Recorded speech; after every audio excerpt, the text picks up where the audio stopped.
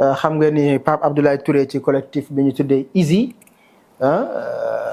moo di initiative zéro nu mu koy tuddee sax.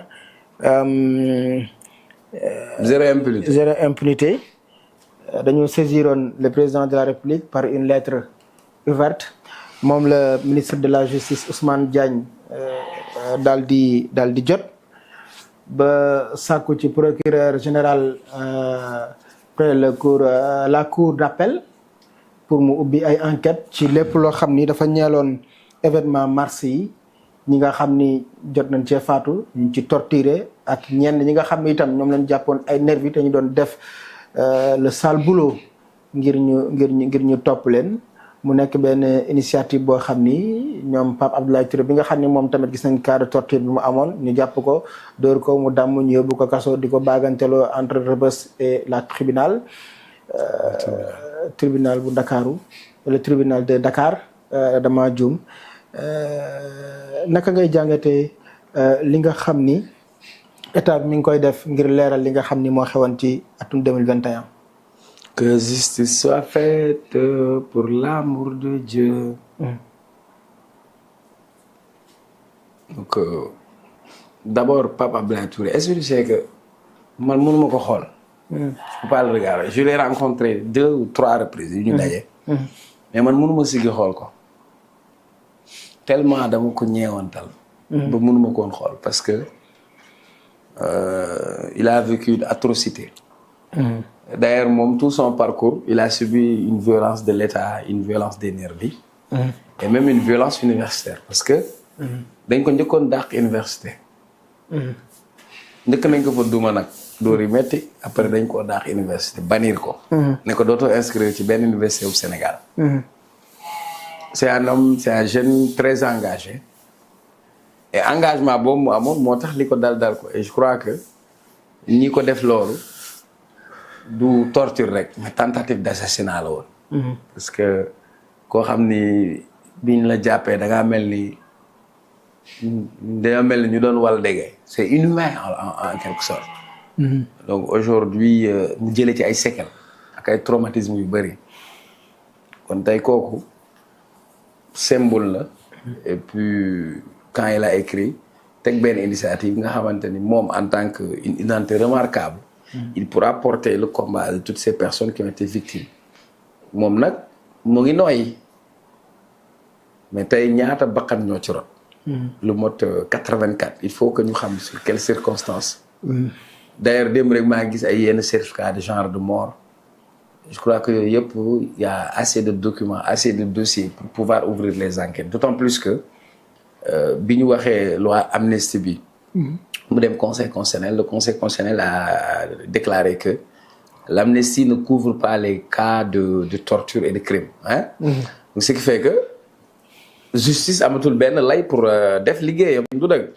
Maintenant féliciter le ministre de la Justice parce que comme il s'est saisi de cette affaire d'abord le fait de sa réactivité pour répondre à cette correspondance ensuite transmettre un courrier au procureur général près de la cour d'appel pour mu ubbi enquête donc ça veut dire que moom lam ca waroon def na ko ci nag comme li may wax on ne peut pas parler de paix sans réconciliation on ne peut pas parler de réconciliation sans justice et pour qu'il y ait la justice il faut que la lumière soit faite sur tout ce qui s'est passé entre 2021 et 2024 notamment des cas de torture de disparition forcée et même des crimes odieux voilà mu ngi ko dee topp le ministre de l'Intérieur Antoine Diome ak général Moussa Fall ñoom itam ndax dañ ci am responsabilité loolu lañ ko laaj yoon nag maa bëgg a dugal rek Antoine Diome xam nga li am ci réew mi yëpp loxoom mënu cee deñ yow xam nga loolu xam nga ko wala xamoo ko moom moo fi mais Antoine Diome ne serait-ce que rek yi mu fi toogoon di ñu expliquer ay terroristes ay forces occultes ay Café Touba il doit être interrogé déggoo keroog ñu wax ci dossier bi dañ ci dugal crime contre l'humanité dégg nga quand on parle de crime contre l'humanité rek automatiquement c'est pour ouvrir une voie vers les autorités qui étaient là et kan moo nekkoon autorité fi nekkoon Macky Sall en premier très bien mais comme tu es très fort tu ouvres une question dans une question par une autre question et voilà je t'ai donné mon point de vue d'accord Antoine Diome ak Antoine Sarr laa si yemale mais yow Antoine Diome maa ngi ko wax keroog am na ko xam ne nit ñi amuñu dégg-dégg ma ne Antoine Diome moo nekk ministre de l'intérieur. mais c'est comme si c'était un procureur xam moom procureur la woon. oui magistrat la. nekkoon na Pikine procureur la woon. mais moom bi mu nekkee ministre de l'intérieur daa mel ni procureur. il était là à charge. il a une responsabilité il faudra constituer ses responsabilités. d'accord. yow yaa ay di poser question ba ëbbali te taxul nga doyal amoo beneen nañ dolli. Cheikh Omar daa mel ni jotaay bi. kii nag jàmbaar nga nag. jotaay bi xam ne gis naa liggéey bi et puis ci kër gi.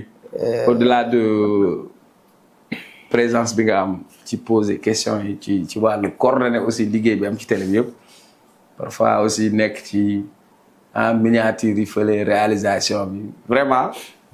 t'as un grand potentiel et puis une très grande polyvalence et puis voilà c'est toujours un plaisir. D'accord. En tout cas man aussi plaisir la à chaque fois ñuy jàkkaarloo notamment tous les dimanches mu nekk jotaay boo xam ne sénégalais ñu ngi koy miin nañ ko te dañu koy laaj ndax li tax ñu miin ko aussi bokk na ci sa présence ak aussi pertinence bi ci question yi ak gëstu bi nga ci àndal ndax tey bu ñu xoolee ni nga dikkee rek da nga indi machine teg li ngay wax lépp teg ko ci ay chiffres yu leer teg ko ci ay arguments yu solide loolu aussi les sénégalais yi soxla parce que tolloo duñ foo xam ne dañuy xëy rek di wax ci ay falafala faaw ñun wax ci loo xam ne mooy développer réew mi notamment la sortie du premier ministre Ousmane Sonko ndax itam sénégalais yi jot na à chaque fois bu autorité génnee uti ay investisseurs uti li nga xam ne mooy développer réew mi surtout ñu génn ci plan de redressement économique et social soxna les sénégalais aussi xam lan la premier ministre wuti ba ñi nga xam ne aussi ñooy toog naan premier ministre amul carnet d'adresse premier ministre amul link premier ministre bu génn ñu jàpp ko ñu mën leen xamal ni kat premier ministre dem na lii la jëlee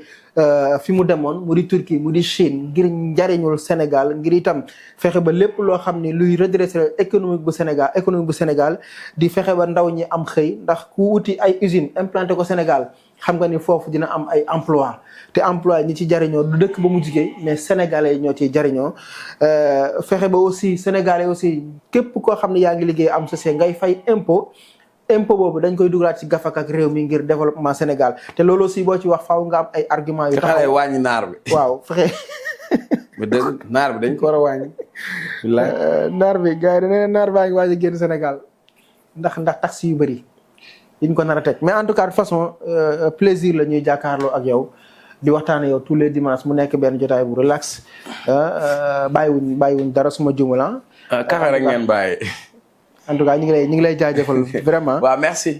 jaajëf et puis inchallah on se reprend c'est notre rendez-vous de tous les dimanches. d'accord xam naa moom bu ñu fa jógee après màgg rek la ñuy toogaat ci jotaay bi. waaw inchallah jërëjëf Cheikh Oumar Talla jërëjëf yéen ñi nga xam ne aussi. yéen a nekkoon xaritu Sëñ Bamba. duñu seetaan ci live bi.